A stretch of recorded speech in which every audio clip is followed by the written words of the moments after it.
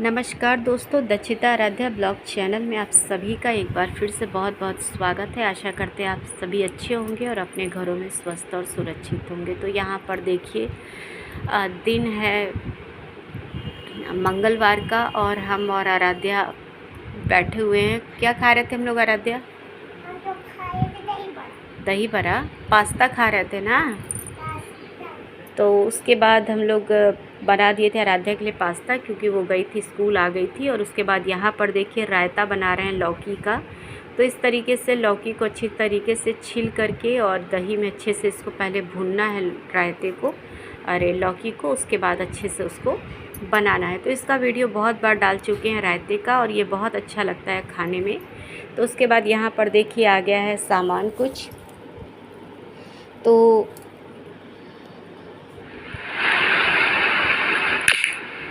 आया हुआ था यहाँ पर शैम्पू। दोस्तों इसका असली कलर है, ये अपना कलर छुपा। तो ये शैम्पू आया हुआ था खादी कंपनी से, हम लोग खादी कंपनी का है और हम लोग मंगाए थे। 150 इस पर लिखा है, लेकिन 210 ml, लेकिन 420 ml पूरा का पूरा 132 रुपये का था। और ये काफ़ी अच्छा शैम्पू है, क्योंकि इसमें जो है कि आंवला और रीठा का पूरा मिश्रण है। तो बालों के लिए बहुत अच्छा होता है। तो हम लोग लगभग आजकल यही यूज़ कर रहे हैं। जब बारिश का मौसम होता है तो बाल वगैरह झड़ने की समस्या बहुत ज़्यादा हो जाती है। तो उसके बाद हम लोग यही मंगाए हुए थे। तो आराध्या इसको दिखा रही थी, क्योंकि इसका पेपर चल रहा है। तो आ गई थी लगभग 10:30 बजे, ये घर पर आ गई थी। तो यहाँ पर आराध्या जो है वो इसके बारे में बता रही है। मम्मी के लिए कि तुम्हारे लिए? ये तुम्हारे मोटे ताजे बालों का राज है। ये तुम्हारे मोटे तंदुरुस्त बालों का। कितने का है? 150 लिखा है। 150 का लिखा है ना, लेकिन दोनों मिला के तुम उसको कितना पैसा दी हो? 132 दी हो ना। तब तो इसमें तो 150 लिखा है। तो वो लिखा है ना, उस पर सेल चलता है।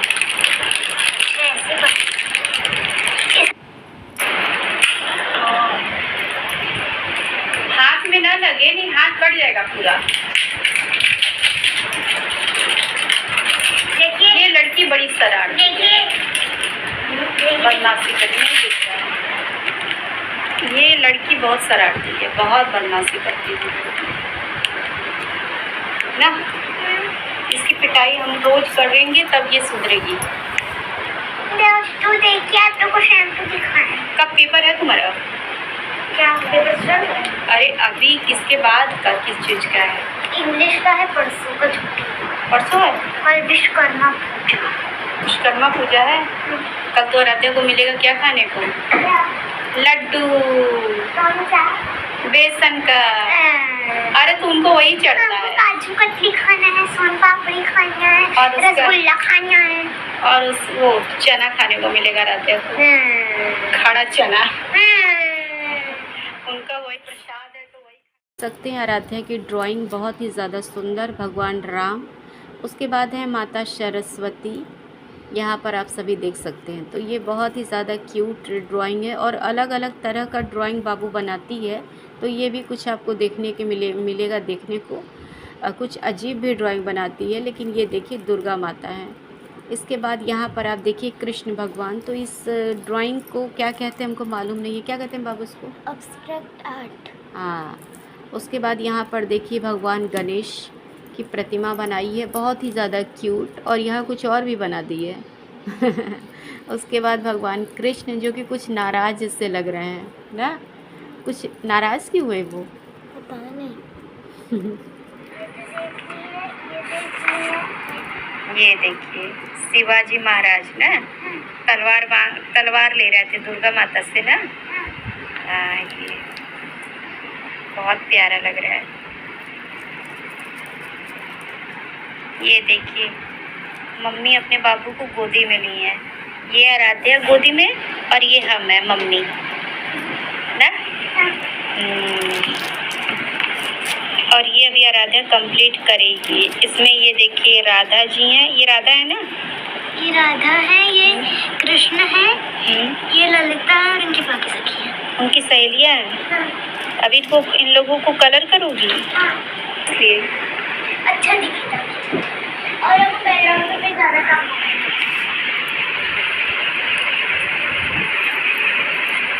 तो ये पूरा पानी से क्यों कलर कर रही है? पानी का ब्राउन कलर। अच्छा कलर है एकदम हल्का की, ताकि बाद में कृष्ण जी को किया जा सके। अच्छा और थोड़ा सा पेपर गीला हो जाए जिससे स्किन कलर अच्छा है।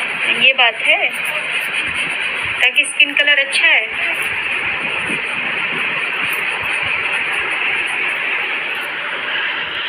चिता इनको रायता नहीं खाना है। रायता के साथ पूरी सोचे थे। अब रायता के साथ पूरी कौन खाता है? अरे जैसे छोला भटूरा के साथ लोग रायता यूज करता है, वैसे सोचे रायता के साथ पूरी खाया जा सकता है। इन्वेंशन दोस्तों, खा के देखिएगा, अच्छा लगेगा मेरे हिसाब से। दक्षता का सारा टिटिम। आराधा दीदी क्या कह रही है, सुन रही हो? इसका क्या कहना है, कैसा लगेगा? गंदा। इधर देखिए, कुछ लोग चावल के साथ वो खाते हैं, क्या खाते हैं, करेले की सब्जी।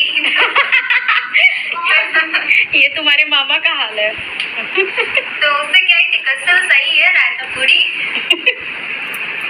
मामा देखेंगे तो कहेंगे देखा दक्षिता मेरा मजाक उड़ा रही है। और देखते हैं वो तुमको, तभी तो बोल रहे हैं। तो आज बात सुन करके आराधा बिल्कुल हैरान हो गई है और हंस रही है। ये माँ बेटी की हंसती है। चले हम छत से कपड़ा लेके आ रहे हैं, तब बना रहे हैं।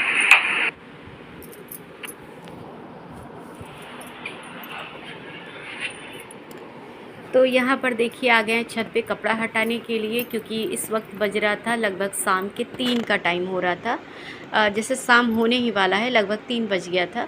तो यहाँ पर देखिए फूल बहुत ही ज़्यादा अच्छी तरीके से मेरा खिला हुआ है, गुड़हल का फूल। और यहाँ पर देखिए सारा फूल बहुत बढ़िया आज खिला हुआ है, देखने में बहुत अच्छा लग रहा था। लेकिन समस्या ये है कि जो है कि मौसम ठीक ही है और पानी उतना देने का बात नहीं है, पानी सही ही है। और ये किस चीज़ का पौधा है ये हमको मालूम नहीं है, क्योंकि जो भी बीज हमको मिलता है ना तो हम उसको लगा देते हैं। अब देखते हैं जब उसमें फल वगैरह आएगा तो पता चलेगा कि वो किस चीज़ का पौधा है, फल या फूल। यहाँ पर ये देखिए ये वाला गुड़हल भी बहुत ज़्यादा कली लिया है और अच्छी तरीके से खिलने वाला है। तो नवरात्रि आने वाली है, इसी तरीके से अगर फूल वगैरह खिले तो बहुत ही ज़्यादा अच्छा रहेगा। यहाँ पर देखिए खिला हुआ है कनेल का फूल भी, तो ये भी भगवान विष्णु को चढ़ता है और ये भी बहुत ही ज़्यादा अच्छी तरीके से लगा हुआ है। तो सभी पौधे बिल्कुल हरे भरे, बहुत अच्छा मौसम है आज का यहाँ बनारस का, हवा बहुत अच्छा चल रहा है और अच्छा लग रहा था। छत पर जब कपड़ा लेने के लिए आए हुए थे तो थोड़ी देर रुक गए, इधर उधर टहलने लगे, तो हम सोचे थोड़ा सा दिखा भी देते हैं पेड़ पौधों को। तो इस तरीके से देखिए सूर्य भगवान बिल्कुल बादलों के बीच में छुपे हुए हैं। और कल है इंदिरा एकादशी, उसके साथ ही कल विश्वकर्मा पूजा भी है, 17 सितंबर का है। तो कल का वीडियो बहुत खास होने वाला है, आप सभी ज़रूर देखिए। जो भगवान विश्वकर्मा की बहुत बड़ी भक्त थी। दरअसल ये गांव अपने चमत्कारिक मंदिरों के लिए बहुत प्रसिद्ध था। इस गांव के लोग बड़े ही श्रद्धा पूर्वक भगवान विश्वकर्मा जी की पूजा करते थे और उनका मानना था कि इस गांव के मंदिरों को खुद भगवान विश्वकर्मा जी ने बनाया है। अरे बेटा राजेश, मैं पूजा में बैठ रही हूँ, तू जरा मुझे 2-4 पीले फूल ला कर दे दे। ठीक है माँ, अभी लाया। ऐसा कहकर राजेश बाहर जाता है और वहीं पास ही के पेड़ से कुछ पीले फूल तोड़ कर लाता है। ये लो माँ तुम्हारे फूल, अब मैं काम पर जा रहा हूँ। अच्छा ठीक है बेटा, संभल कर जाना। फुलवा के पूजा घर में विश्वकर्मा जी की बहुत बड़ी फोटो लगी हुई थी, जहाँ बैठकर फुलवा पूजा पाठ किया करती थी। फुलवा विश्वकर्मा जी की पूजा मग्न होकर किया करती, तभी उसे एक आवाज आती है। राजेश की माँ, सुनती हो? आवाज सुनकर फुलवा बाहर आती है। अरे पुजारी जी, आप आइए, अंदर तो आइए। आज मैं तुम्हारे लिए इतनी बड़ी खुशखबरी लाया हूँ कि तुम खुश हो जाओगी। क्या बात है पुजारी जी, मैं कुछ समझी नहीं। वो उस दिन तुमने राजेश के लिए लड़की देखने की बात कही थी ना? हाँ हाँ, तो मेरी क्या हुई? अरे हमारे राजेश के लिए ऐसा रिश्ता आया है कि तुम्हें विश्वास नहीं होगा। यहीं पास के ही शहर की लड़की है। लड़की वालों को राजेश बहुत पसंद आया है, बस चट मंगनी और पट ब्याह करना चाहते हैं। ये सब सुनकर फुलवा थोड़ी घबरा जाती है। क्या हुआ फुलवा बहन, इतनी बड़ी खुशखबरी सुनकर तुम उदास क्यों हो गई? पुजारी जी, हमारा ये गांव विश्वकर्मा जी के चमत्कारिक मंदिरों से भरा पड़ा है। हमारे दिन की शुरुआत उनकी पूजा पाठ से ही होती है, लेकिन ये शहर की लड़की क्या समझेगी इन सब बातों को?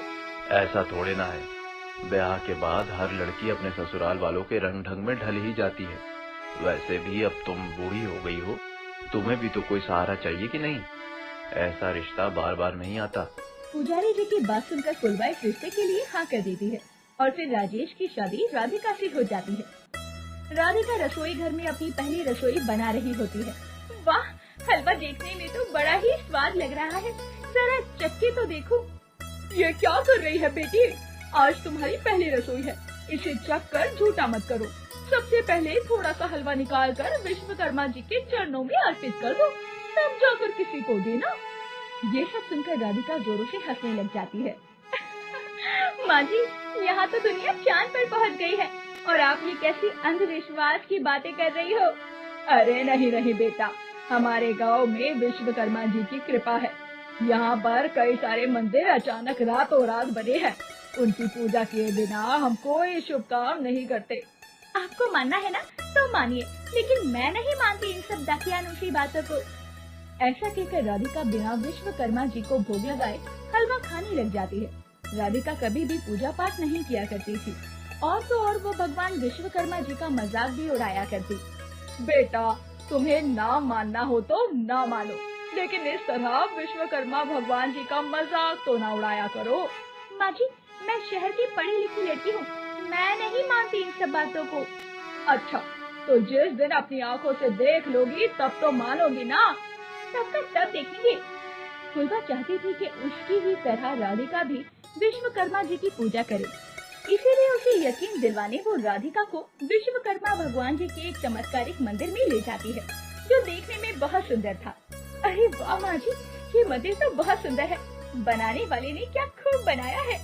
बेटा, ये मंदिर किसी इंसान ने नहीं बल्कि स्वयं भगवान विश्वकर्मा जी ने बनाया है। लीजिए, आप तो फिर से शुरू हो गई। तभी राधिका की नजर वहीं पास ही में एक तालाब के पास बनी मूर्ति पर पड़ती है, जिसमें एक औरत अपने हाथ में अपने बच्चे को लिए खड़ी हुई थी। ये किसकी मूर्ति है माँ जी?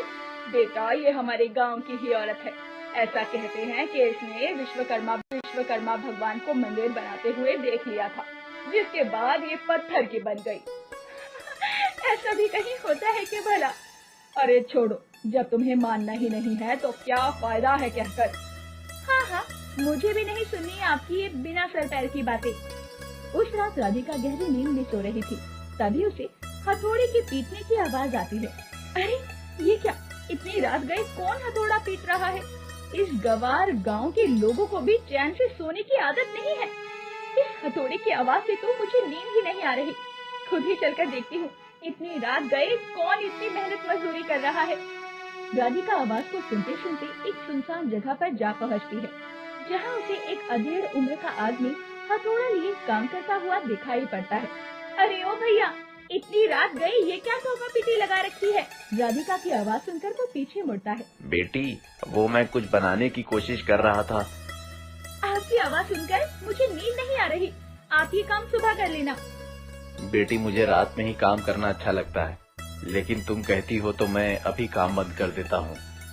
अगली सुबह राधिका अपनी सास को रात की सारी कहानी बताती है। माँ जी, आपके उस मंदिर बनाने वाले भगवान का पता चल चुका है। अरे मैं कुछ समझी नहीं, तुम ये क्या कह रही हो? आप जिसे भगवान समझ रही थी, दरअसल वो एक अधेड़ उम्र का आदमी है, जो रात गए इन मंदिरों को बनाता है। राधिका की बात सुनकर फुलवा हैरान हो जाती है। ये तुम क्या कह रही हो बेटी? माँ जी, कल रात मुझे किसी के हथौड़ी पीटने की आवाज आ रही थी। जब मैंने आवाज का पीछा किया तो एक अधेड़ उम्र का आदमी हाथ में हथौड़ा लिए ठोका पीटी मचा रहा था। विश्वकर्मा जी की जय हो। अरे पगली, वो कोई और नहीं बल्कि स्वयं विश्वकर्मा भगवान थे। इस गांव के सारे चमत्कारिक मंदिर का निर्माण उन्होंने ही तो किया है।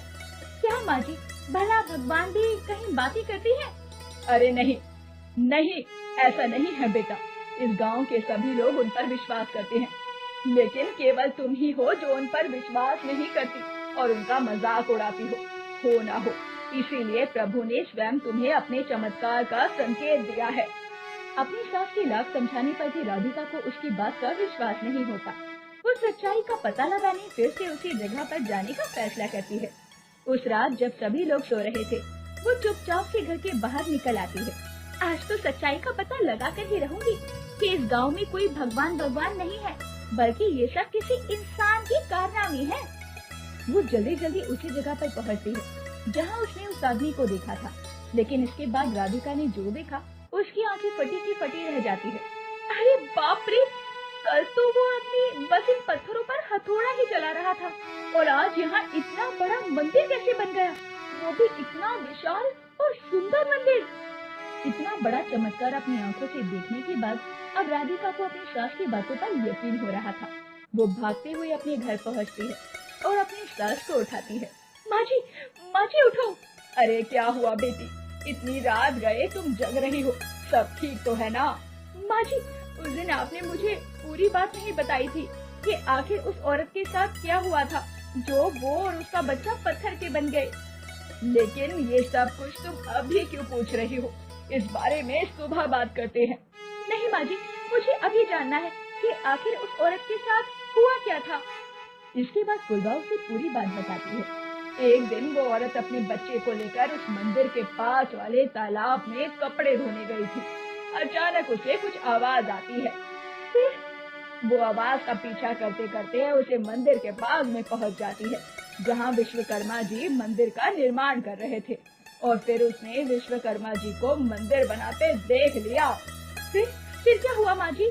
फिर होना क्या था, विश्वकर्मा जी ने उसे देख लिया और उसे कहा कि ये बात किसी को भी ना बताए। उसने हाँ तो कह दिया, लेकिन क्या माँ जी? जब वो वापस तालाब के पास पहुँचती है तो उसके मन में लालच आ जाता है और वो मन ही मन सोचने लगती है, अगर मैं गांव वालों को ये बात बता दूं कि मैंने स्वयं विश्वकर्मा जी को मंदिर बनाते देखा है तो लोगों में मेरी इज्जत बढ़ जाएगी और मेरा दूर दूर के गांव तक नाम फैल जाएगा। और फिर क्या हुआ था माँ जी? ऐसा सोचते ही वो